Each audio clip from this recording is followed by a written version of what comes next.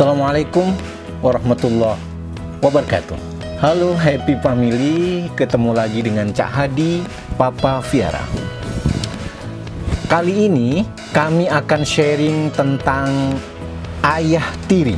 Apa masalah yang sering terjadi dengan ayah tiri dan anak tirinya? Ikutin sampai akhir, jangan lupa subscribe, like, dan komen. Ayah tiri dan masalah yang sering terjadi pada anak tirinya. Ayah tiri adalah seorang laki-laki, bukan ayah kandung, yang menikah dengan ibunya, ibu yang sudah bercerai dengan bapak kandungnya. Ada yang bilang ayah tiri adalah ayah sambung.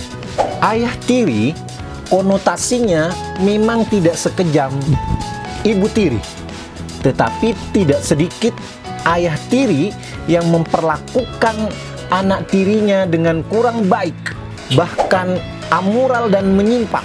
Apa saja masalah-masalah yang terjadi antara ayah tiri dan anak tirinya? Di antaranya adalah, yang pertama adalah kekerasan.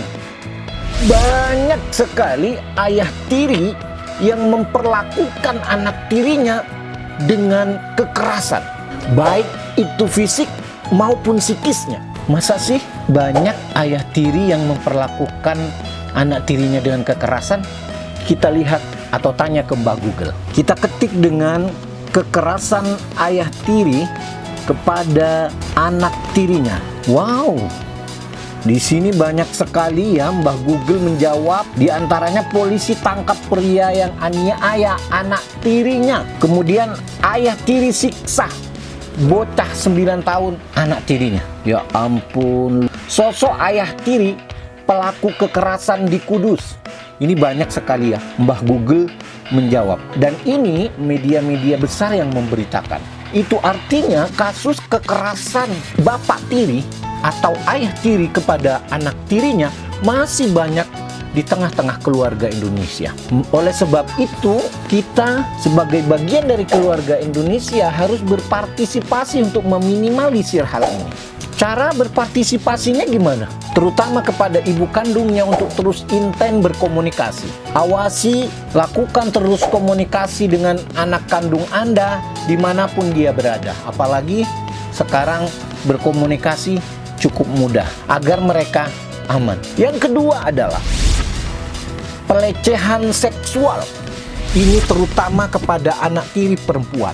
Banyak sekali seorang ayah tiri yang dengan sengaja, bahkan dengan kekerasan, dengan pemaksaan, dia melakukan tindakan asusila, pelecehan seksual kepada anak tirinya. Ini bukan hanya perbuatan yang buruk, melainkan perbuatan yang menyimpang, yang harus kita basmi atau kita minimalisir dengan apapun yang kita bisa.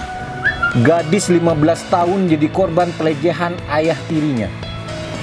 Dan saya punya teman yang masih berumur 14 tahun. Dia kabur dari rumahnya karena setiap malam digerayangi oleh ayah tirinya. Bahkan ada percobaan pemerkosaan, namun dia berontak, dia lari, kabur dari rumah.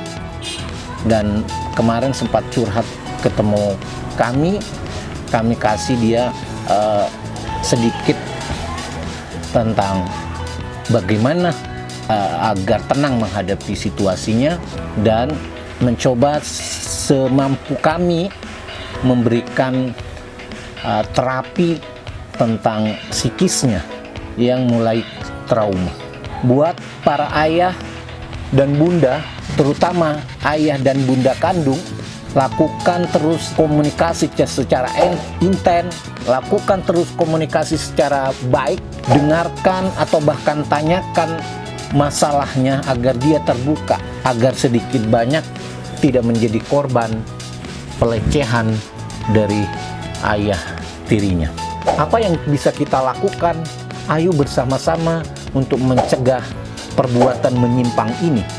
Memang tidak mungkin habis dari dunia ini, tapi paling tidak menjadi meminimalisir atau paling tidak bukan keluarga kita yang menjadi korban. Yang ketiga adalah penghinaan. Seringkali anak tiri di dalam keluarga itu menjadi objek penghinaan, apalagi misalnya berhadapan dengan anak kandungnya.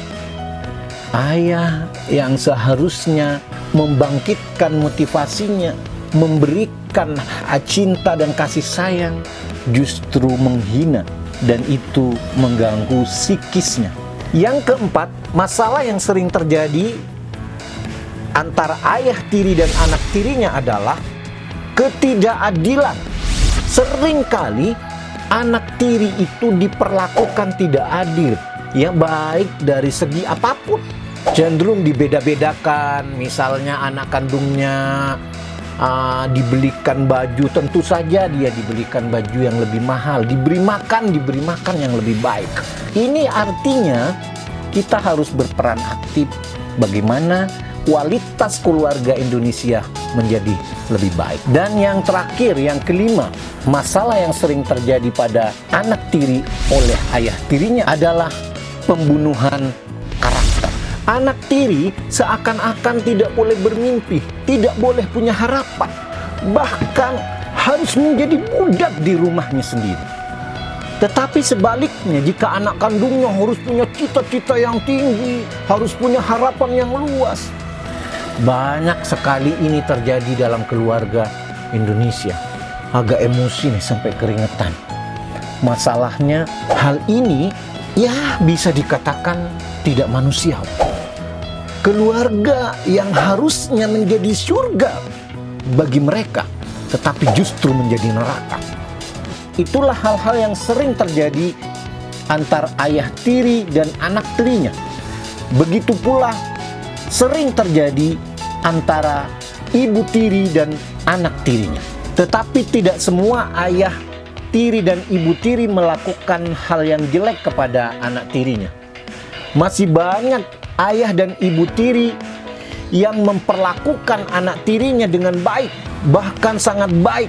Disekolahkan dengan baik, dikasih kasih sayang dengan baik, dicintai dengan baik, diperlakukan sama dengan anak kandungnya. Banyak. Jadi tidak semua ayah tiri dan ibu tiri itu jahat.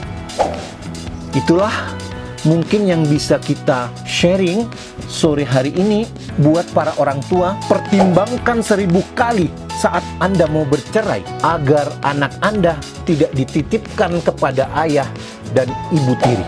Terima kasih atas atensinya. Wassalamualaikum warahmatullahi wabarakatuh.